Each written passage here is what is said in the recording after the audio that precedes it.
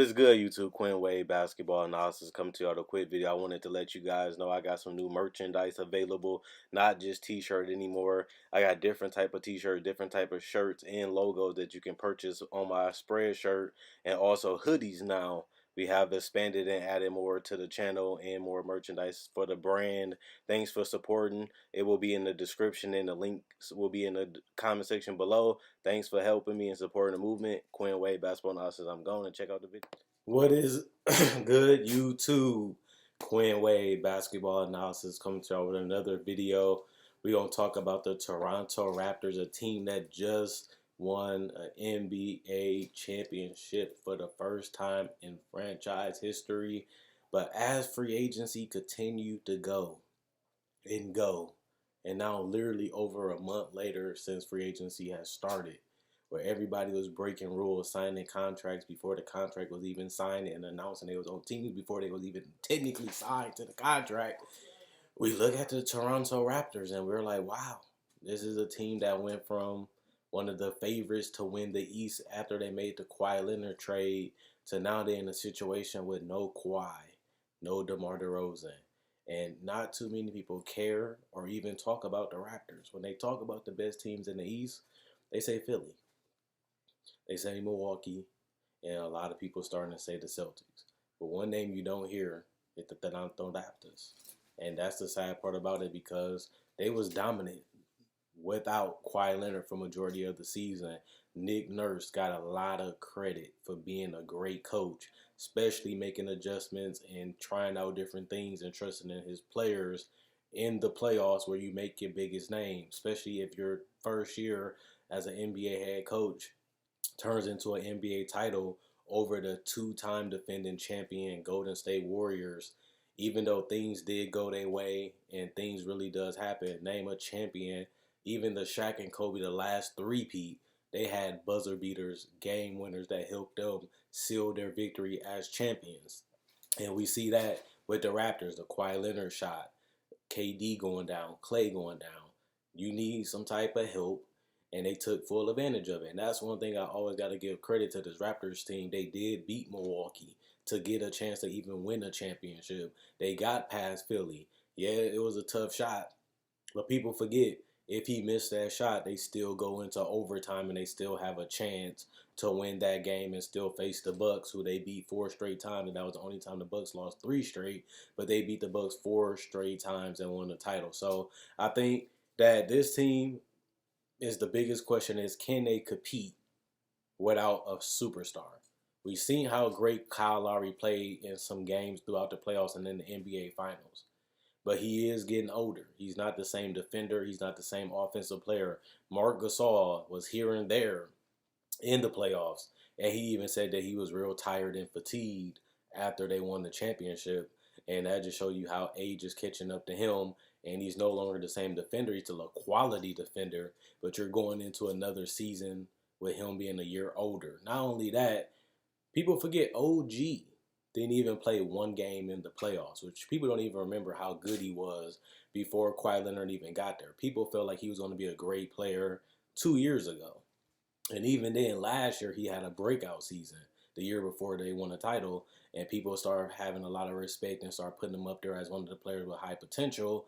But obviously, him getting injured and Kawhi Leonard taking his spot, kind of hurt his growth and development, because he wasn't able to play, wasn't able to get better, and he wasn't going to get the minutes anyway, because Kawhi Leonard was going to get the bulk of them, which he did in the playoffs. And I think that him getting more healthier, him getting more prepared this season, because of the off season, I think that that's going to be a huge turning point for OG, being able to get healthy, being able to get more chemistry with his new teammates that they have now. And I feel like him just being able to get healthy and just focus on getting better this whole offseason, because he was healthy going into the offseason, and now he has more time to work on that corner three, that spot up at the top of the key three, and I want him to be able to do a little bit more off the dribble and get out and transition a little bit more. But I think he's a secret ingredient, because they pick up Stanley Johnson, they pick up Rondae Hollis-Jefferson, but people forget that when it comes to shooting, those guys are not knockdown three-point shooters. Those are not the most versatile defenders. They have the ability to guard and switch and guard multiple positions, but they don't give you what OG gives you offensively and from space in the floor perspective and standpoint. They don't give you what OG gives you, and what the Raptors need is an OG. Because we seen when they played last year that they had the ability to get up and down the court. They had the ability to really make things difficult on teams offensively because everybody can handle the ball and knock down jumpers. And then they even got more on lock once they got Marc Gasol because it allowed him to step out and hit threes, something that Serge really didn't do that well. And at that time, Jonas, before he got traded, wasn't doing either. He gave them that other element and that more flexibility that if they in the pick and roll, they got somebody that can knock down mid-range threes and also post up from time to time and even get some layups and dunks. And he's a quality free throw shooter for a big man. But I think Pascal Siakam, this is a guy that we thought he would get an extension right away. People were saying that all year. He's going to be the most improved player. He's the guy with the high upside. He's a guy that has got better every season. And you would think that he would have signed the extension at the end of the day by now. You would think that that would be a no-brainer giving Pascal Siakam the max. And we haven't seen that happen just yet. And it is a chance that Pascal Siakam can just be an all-star caliber player. And we done seen a lot of people like Ben Simmons and even Jamal Murray, who aren't superstar players at this point, still get max offers. And we even just seen Draymond Green and C.J. McCollum make over $100 million once you count the years they already signed, and then they signed for $100 million more with the extension after their contract was supposed to be up. And that's guys that you don't really look. You don't look at C.J. McCollum as a superstar player. He hasn't even made an all-star team. And honestly, that's why I brought up Draymond Green. This is a guy that does all the dirty work. He gets the rebounds. He gets the assists. He guards multiple positions. He anchors the paint. But the thing is that he wasn't even an all-star last year or all NBA player last year either. And he still got $100 million. So you really do have to think, how much money is Pascal Siakam worth, and can he really be that franchise cornerstone that people think he can be? And if he doesn't be that, it's going to be hard to really see the Raptors as a legitimate championship contender at the end of the day. Because if you don't have a franchise player, most of the time, even when we've seen with DeMar DeRozan, you're not really going to get that far, and you're not really going to even have a legitimate chance of winning the title. And if I had to be honest, when I look at this roster, I don't see one superstar player outside potentially Pascal Siakam that can reach that level. And if he doesn't, you're stuck with a mediocre team that's just going to be where they was at before, be a team that maybe can make it to the Eastern Conference Finals, but most likely a first or second round exit.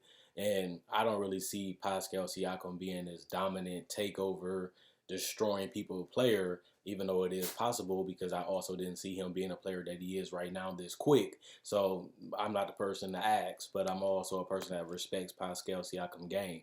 But what I will say is that they have a lot of shooting with McCaw and Meeks, and they even brought in Cameron Payne. They still do have Fred VanVleet, a guy that a lot of people respect, and he really stepped his game up in the playoffs, especially in those finals, being able to handle the ball, get to the paint, knock down threes, and just being a tough ass. And I love Fred VanVleet. I was happy when they gave him the extension. This is a guy that doesn't even make $10 million a year. This is a guy that I believe was undrafted, and he has become an NBA champion because he had the heart of it. And I think that he's going to be very important, even if he's going to be that next guy if Kyle Lowry leaves. He has had some injury problems in the past, but this is a guy that you trust and you know what he brings to the table, and he has done it even in the biggest games because he has played in the biggest game, which is the NBA Finals. And Serge Ibaka, he's a guy that has made 20 plus million a year for a while now. And he's 29 years old, and I think his role is going to be pivotal because they need him to do more now that they lost some talent, and now that their depth in the big man spot has been gone because Marc Gasol isn't, like I said, the player that he was before.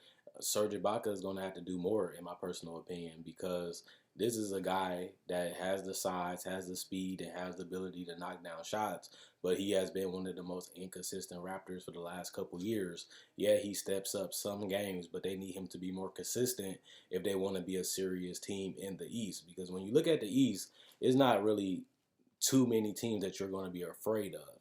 The teams that you really respect are like the Nets, the Celtics, the Pacers, the Bucks, and obviously you have the Sixers. But other than that, those 6, 7, 8, and 9 spots are wide open.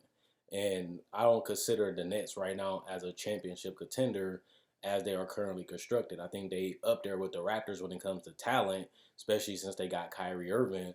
But at the same time, I still think the Raptors, and I'm keeping it real. This is just my personal opinion, though. I think the Raptors are just as good as the Nets, and just as good as the Celtics, because I feel like they have the wings. I feel like they have the all-star. I feel like they have the floor space, and I feel like they have the coach, and I feel like they do have the defensive identity that they need to compete with those teams, and they do have the wings that can guard and switch multiple positions and compete, and they're not really afraid of any challenge. And these are guys that have chips on their shoulder, guys that want to prove something, guys that feel like they're been doubted, guys that feel like they've been gave up on, guys that feel like this can be an opportunity for them to make a big name for themselves, and this is an opportunity for them to resurrect their career. And a lot of these guys, like we see with Stanley Johnson, this could be their last legitimate chance of earning money and getting a quality chance to really play into a starter position, or even make a bigger name for himself as his play has to increase. Stanley Johnson is a player that they have gave up on. He was one of the people that signed very late in free agency because he didn't have the interest that a lot of other young wings had because his inability to shoot. But that should be motivation, because you have been doubted, you have been gave up on, and teams don't really show interest in you. So that should motivate you to play harder. I like Stanley Johnson confidence. I like who he is as a player mentally. He just hasn't been able to add the fundamentals like handling the ball, shooting the ball, and creating off the dribble, or even knocking down the spot up three. But like I said, they have OG for that. And OG is a guy that can play some small ball four, and so can some other guys. And we even seen the chance where Pascal Siakam, some people say he can play the three, some people say he's going to stay at the four, some people that say he might even be a five. But the most important thing is, as long as they have you side, they have a chance. This is a guy that's willing to take a chance, like we seen last year. He's willing to make the moves. He's willing to put his ego and things aside just to see if something works, just to see if he can try to see if something can work. Not only that, he's willing to swallow his pride and do things that other GMs wouldn't personally do to impact winning. And that's why he has won the title, and he has stayed in that position and has been able to move around, because people know that he is respectable. He's a family guy, but he also knows what it takes to win because he has done it now. And he has made a move that people didn't really agree with, even the players, even the organization, even the fans. And now it rewarded them in their first title. And a lot of GMs wouldn't even have made that move. So I like what the Raptors have, coaching wise, talent wise, size wise, length wise, athletic wise. And I like the fact that Kyle Lowry's showing that he still feel like he can play. And even if he doesn't, you still do have Fran VanVleet, and you still do have a team that believes and have a lot of chemistry together, and they have went through battles, and they do know what they bring to the table. They are a little older, but they also still have some young pieces, and they also still have the shooting. They have the ingredients to be a sneaky good team. They have ingredients to be a dark horse team. But my question is, do you feel like this team is a contender team? Do you think they're going to be a 6, 7, or 8 seed? Do you think they can surprise people and be a top 3 seed? Or do you think this is a team that people sleeping on? Or do you think this team is going to be overrated? Whatever you feel, let me know in the comment section below. Check out my Facebook page, analysisplayground.com. Link be in the description, comment section below. Check out my website, analysisplayground.com. Link in the description, comment section below. Thanks for everybody that likes on Facebook. Thanks for everybody that likes the videos. Thanks for everybody that comments. I like the activity that you guys have shown. I answered comments that make sense, if that makes sense. And also, at the end of the day, if you like this video, check out my older videos on my channel. I have many playlists. I break down rookies. I break down players. I break down summer league. I do cover the draft, and I got a mock draft up already. Not only that, I do podcasts, and I also talk about the game of basketball, whether it comes to summer league, free agency, trade deadline, buyouts, and also I cover top 10 discussions and stuff like that. So you like this type of video, you like the NBA, check out my older videos and my playlists. I enjoy making these videos. You guys enjoy watching.